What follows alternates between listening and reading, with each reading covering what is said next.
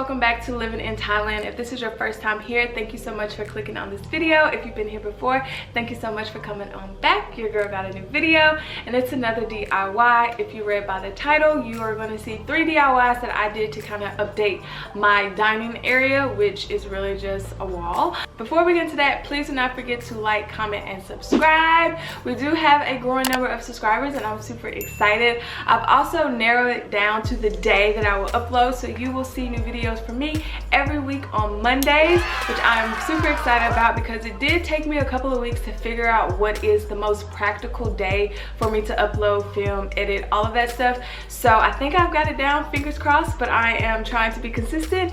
So yeah, new videos from me every Monday. So before I drag this intro out too long, let's just get right into the DIYs. So yeah, I wanted just to show you guys what it looked like before I did any of the DIYs. Just a very simple, just dining area. So DIY 1 is me actually updating the base of this pub table, and everything will be linked down below. But I just did not like that it was just all black. Like everything is black down there, and I wanted to break up the black somehow. So I actually went to the Dollar Tree and got this rope and figured that I can use that to kind of break up the black on the base. So you're gonna need the rope, as well as I used a hot glue gun. So first I'm just cutting off the plastic that is kind of keeping the rope together, just one side of it, because I did realize that I need at least one side to keep it tied together. So I'm showing you guys, I keep one side of the plastic on, or like the tape on the rope, and then the other side I have that exposed as I'm wrapping. So I'm just gonna literally hot glue the rope on the base of the table and just wrap. Literally that is all. This one was a very simple, it was the first one I did because I knew that it would be pretty simple.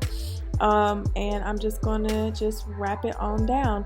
So when you get to where you have to the rope ends and you need to put some new rope, I did the exact same thing of keeping the side of the tape on the end not exposed and taking off the other tape so you can't see the clear tape on the base.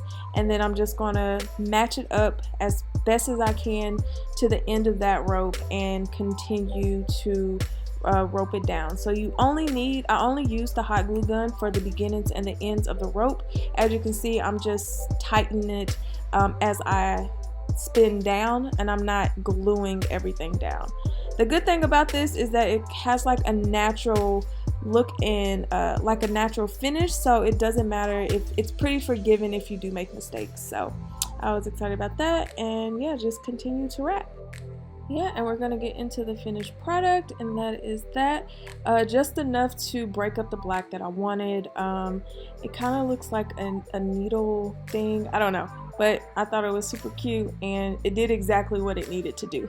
Alright, so the second DIY, which is my favorite, is me updating this vase using spackle. Spackle I also got at the Dollar Tree, and this vase I've had for a while, but I'm pretty sure you can find one similar at the Dollar Tree as well. So what you're going to do is take the spackle, which feels a little bit like gushy. It just feels a little weird. This is my first time working with it, and what I did is just put it all over the vase. So I did get this idea from a lot of other DIY YouTubers who use spackle to kind of update certain vases and decorative pieces in their homes. So I wanted to give it a try, and it is literally, I'm probably going to spackle everything in my apartment. But what I do, you just put it on any type of object, preferably probably glass, and just put it on. I put it on really thick, which was probably not the right technique, so I am going to show you what I did that worked a little better. And you're just going to put it on there. It dries a little bit, and you're going to mold it and let it dry again, and then mold it. You don't want it to dry all the way down, but you want to pat it to kind of make sure none of the glass is exposed, or whatever area that you're exposing. Probably not explaining that right, but as you can see, it's just like you put it on there and just pat it.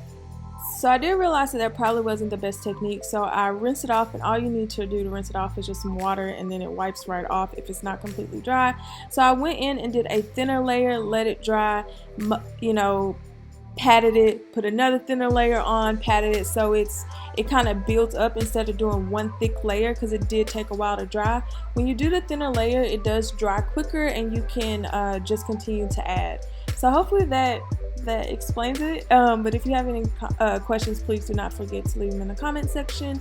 And this is what it looked like. I could have probably did a little bit better as far as like all the dents, but I kind of liked it. But yeah, this is after one day or one night of drying. So yeah, this is my favorite DIY. I'm going to show you what it looks like with flowers. It's very beautiful. The cool thing about this as well is that you can paint this vase, and I actually painted mine. Sorry I didn't film that part, but you will see it. But yeah, I just absolutely love this DIY. I'm spackling everything in my apartment. Alright, on to the last DIY is where I'm making my own custom DIY wall art. And before we get into that, I'm going to show you how I got the idea of what to actually do. So I actually used Canva to kind of orchestrate what I wanted. This is actually a replica of my dining room area, rug and all. I have my table. Canva really does have an extensive amount of elements that you can use to kind of get a better idea of how things will go. So I'm just showing you guys, if you type in table, you can find a lot of tables just to put into place to see what you either want as far as decor or anything like that. So I was really happy to use Canva for this. So I'm going to show you how I actually got the rug that I have in my dining room into Canva, which is really, really simple. So I got my rug from Target.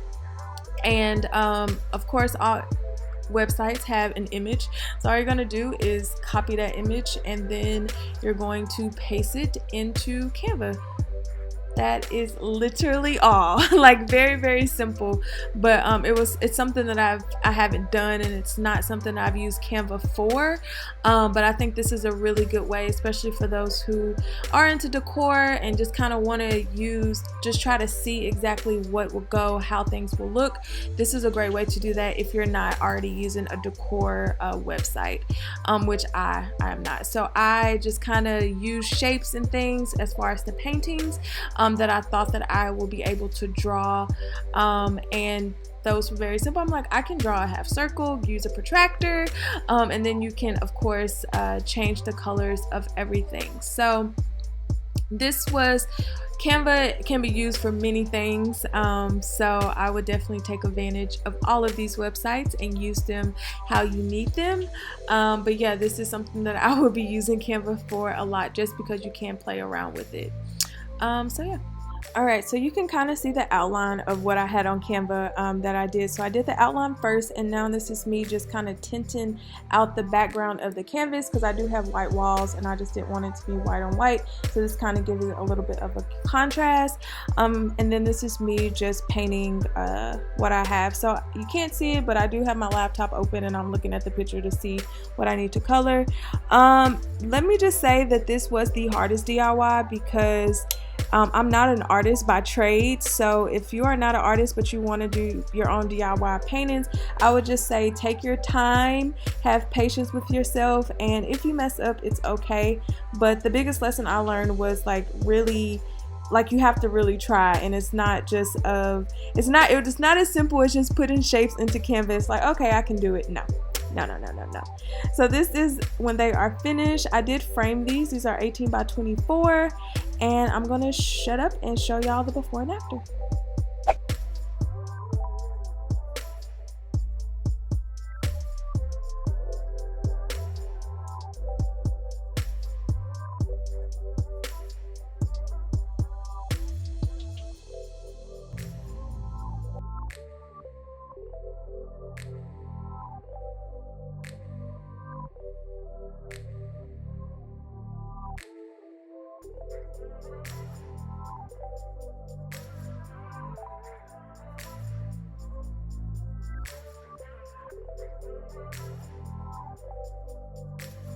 So yeah, I hope you enjoyed.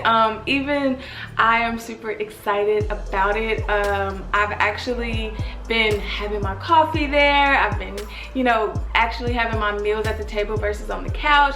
Just really updating the space and making it seem as like a kind of a mini cafe. Giving me an initiative to actually want to sit at the table and eat versus sitting on the couch. So I'm really excited. I also think these DIYs are pretty simple, except for the painting one. But it's also great because, if you do your own art, you can change them out as you see fit. So, if you get a new rug, I can change it out out and knowing that I just can, you know, get ideas from Canva. Definitely utilize that, as well as just any inspiration that you see. So yeah, super excited to finish my apartment. Apartment tour is coming pretty soon. I feel like I'm like 70% there. I still just have some other things that I want to order, that I want to get. And yeah, so fingers crossed that I can put out a full apartment tour soon, a full furnished apartment tour soon. So yeah, thank you guys so much, and I will see you in the next one.